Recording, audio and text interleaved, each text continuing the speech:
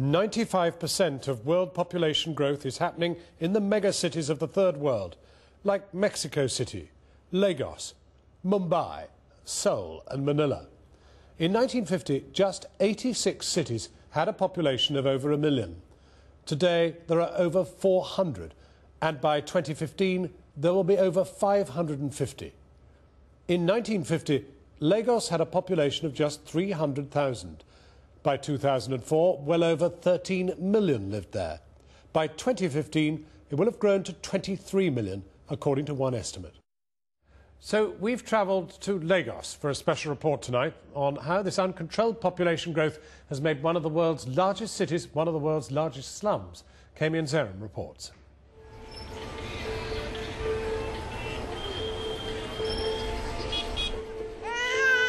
By 2050, the world's population will almost double to 10 billion.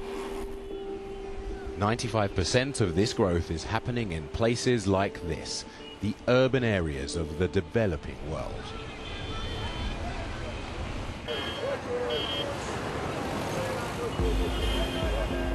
The population of Lagos has grown from 300,000 in 1950 to over 14 million today.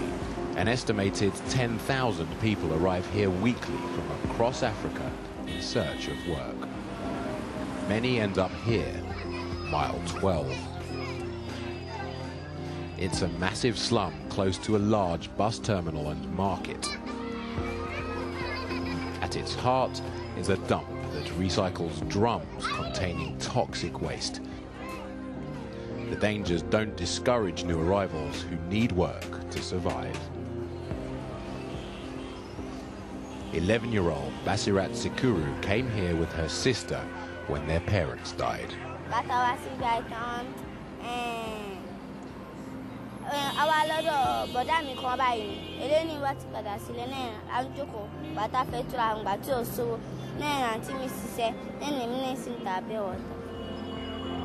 Working all day for just 25 pence, Lagos seems to offer Basirat a bleak future.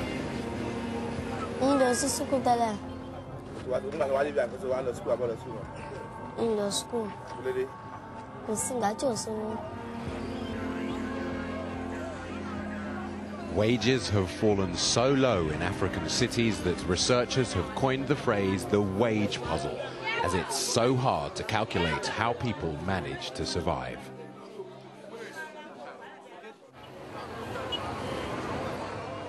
Lack of formal job creation is a massive problem. The UN projects that informal employment, like street hawking, will somehow have to absorb 90% of urban Africa's new workers over the next decade. Sir, the life is very, very hard, sir. We're just suffering starvation in the country. I'm down, totally down, sir. As in so many African cities, the pressure of population growth on a faltering economy is fueling an increase in crime and corruption. This place under a motorway intersection in the heart of Lagos is notorious. It's home to gangs of young criminals, known as area boys. There's no accommodation here. The boys simply sleep where and when they can. There are many crew here. Many crew here, you understand? So everybody has their own crew. And they used to fight each other, you know, killing each other. And most of them sell weed, you know. Many sell weed. They make money through drugs, you know. Because drugs, there's money in drugs.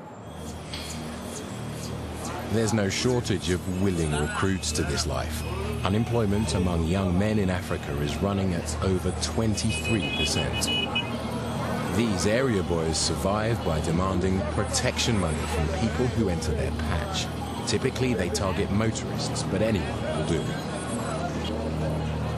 When you're on the streets, when you're collecting money, if people say no, they're not going to give you money, what do? I fight them. Some give me, some don't give me.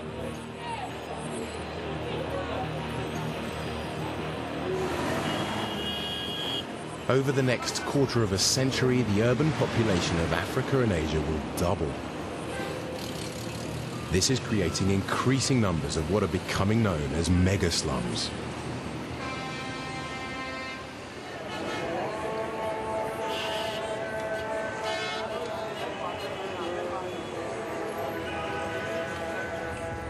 One of the world's biggest mega slums is Ajungale, right here in Lagos.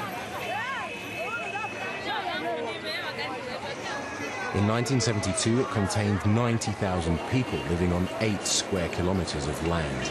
Today, 1.5 million live there.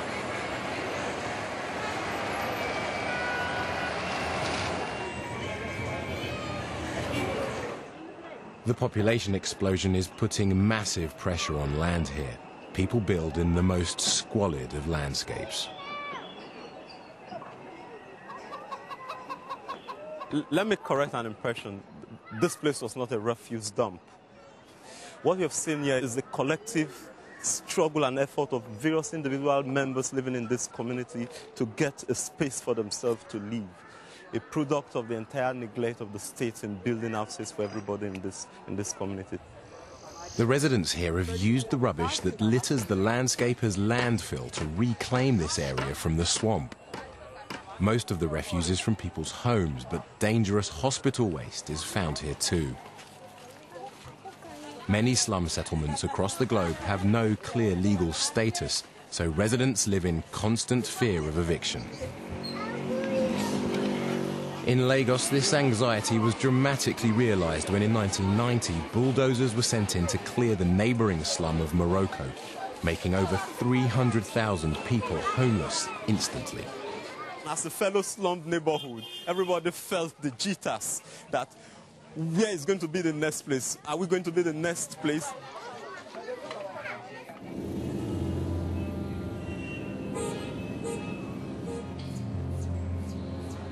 With the basic necessities so hard to obtain, a Darwinian survival of the fittest culture is now developing in these cities. Those unable to help themselves are either rejected by society or left to the mercy of others. Here in Ajungale, a charity has been set up to care for the destitute and insane.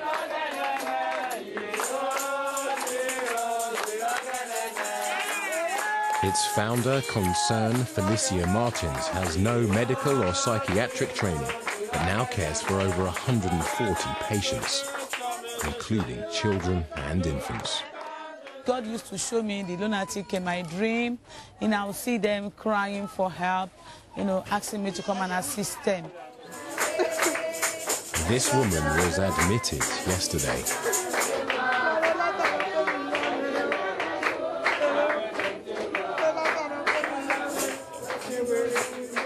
You've got some people chained. Why do you have some people chained up? Some people who has been... You've got chains, you've got chains. Oh, okay. You see, there are 2 reasons to chain them. 1, we are trying to stop them from escaping while they are still sick. 2, some are well, but they have not gotten the sense that the road, the street is not the best for them. They still wish to go back to the street. Release from the Society for the Safety of the Insane and Destitute is at the sole discretion of Mrs. Martins. When people are insane, they are more or less, animals are better than they are.